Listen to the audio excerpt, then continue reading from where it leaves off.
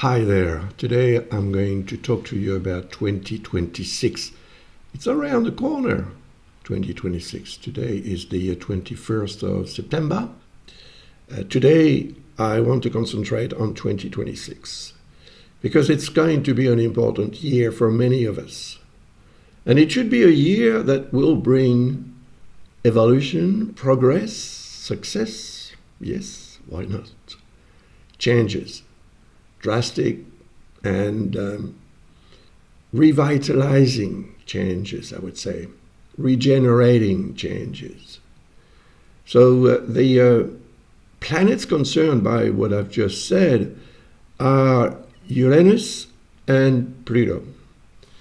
You see, Uranus is going to transit in Gemini. Right now it is still in Gemini, but it's retrograding into Taurus. It's going to realign with the sign Taurus. So for now, we are not going to talk about that, but from 2026 onward, naturally, from the 1st of January, we need to take into consideration the fact that Uranus is in Taurus. Because the influence of Uranus is going to become very strong and I would say most probably very positive for many of us from the moment it re-enters in Gemini. And that is going to happen on the 25th of April, 2026. So you better get ready for that, because the event is something that already occurred in 2025, because Uranus has had that short period of transit in Gemini. But it was just a glimpse, of what you could actually get if you get ready for it. And getting ready for it means, what are you going to do to obtain the best possible result? That is the question. So Uranus in Gemini will be in harmony with Pluto in Aquarius, because they're both air signs. So signs belonging to the same element are by definition compatible and complementary. So the relationship between Uranus and Pluto, I've already talked about it in the video that I made for 2025. Watch it if you haven't watched it yet. But I warned that it was just a first occurrence during which what is going to happen should be seen as a first step into a new dimension, a new life, and perhaps a new world. Because what Pluto is going to do to society around the world during its 20-year transit in Aquarius is extremely important, because it is extremely rare. The last time it occurred was 248 years before 2024.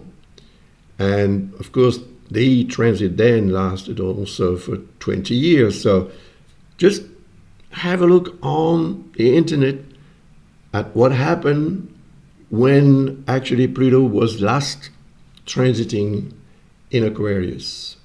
And you will find out that its influence was crucial to the regeneration of society.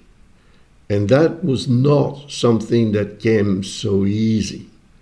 There was a lot of hard work to put into that new society that emerged then, which is still actually valuable today. But by the time the transit ends, that is 2042, 43, society will have changed completely, thanks most probably to the influence of Uranus, actually, because Uranus represents, the electrical energy that we are invested with. So that energy is necessary for our neurons to work, and for our body as well, for our organs, and for our heart. There are electrical pulses pulses, I would say, that rhythm the beating of our heart. So the energy of Uranus is linked to anything that has to do with the higher potential of the human consciousness. And that means that perhaps during this period, extraterrestrial communication will become a fact. Uranus is going to remain 7 years in Aquarius. And for the 7 years or so, it will be in harmony with Pluto. It will remain quite positive because it will feed the need of society to be born again somehow. And, to be born again, you need to die. So that means that a certain society as we know it today is going to die to the benefit of a new one that's going to emerge from the ashes of the old one. That is necessary. And artificial intelligence is most probably going to play a vital role in the development of that society from 2026. So it's on the 25th of April, 2026, that Uranus enters again in Gemini. And although it's going to be subject to retrogradation periods, it's not going to realign with Taurus. It will remain in Gemini. So it is a very interesting transit because Gemini is linked to Mercury, and Mercury is linked to the brain, to the consciousness and to our neurons as well. So there will be, for some of us, at least many of us, I would say, working overtime. And if your intellect works overtime, it's most probably because you will need to find solutions or create new sort of environment for yourself and for your family. But society itself is going to change, so we need to also adjust and adapt to that change in society. And a drastic change will, of course, create smaller ones that will follow. So it is an interesting configuration because it is a trine, right? That's what we call it in astrology, this type of configuration. It's an angle of about 120 degrees. And it will favor the ability that we, naturally have to regenerate. And that will apply to our organs. It will also apply to our mind, our way of thinking, our way of perceiving the world and dealing with what happens around us will become a source of inspiration for many.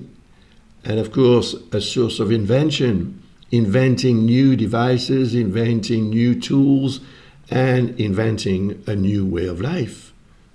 So 2026 marks, in my opinion, the true beginning of that era of complete change and transformation.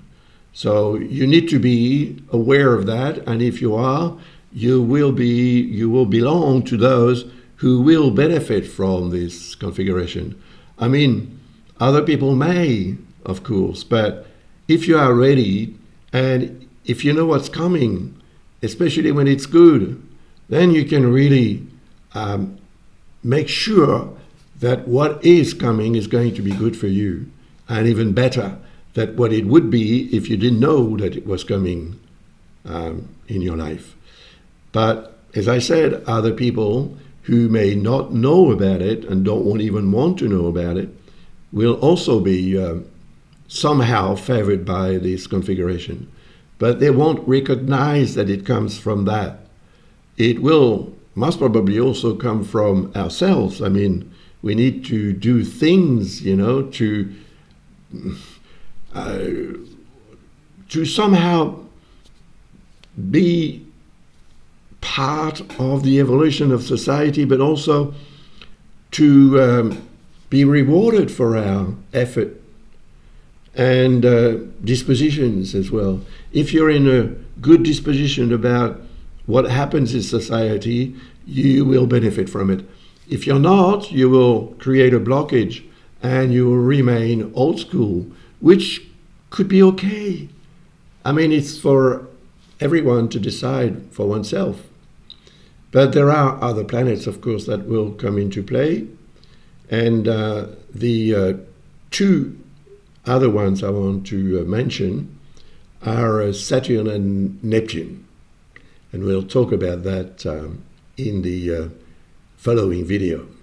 See you soon then. Bye for now.